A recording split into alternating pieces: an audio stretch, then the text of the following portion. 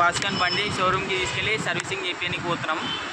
So మన వాసుబాయ్ బండి ఇదే.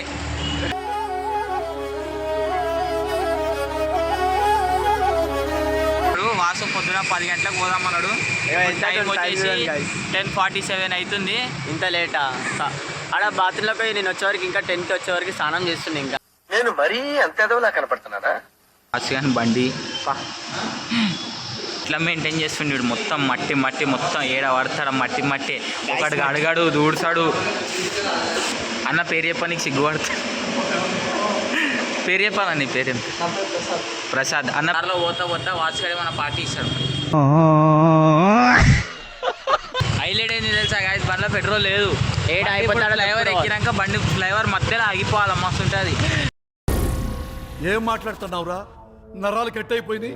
బండి స్మూత్గానే ఉంది ముందు నుంచి. కాకపోతే నువ్వు మంచిగా మెయింటైన్ చేస్తే ఇంకా స్మూత్ ఉంటుంది బండి. బాగైందా? గీత పోయిందా క్లీన్ చేస్తుండే.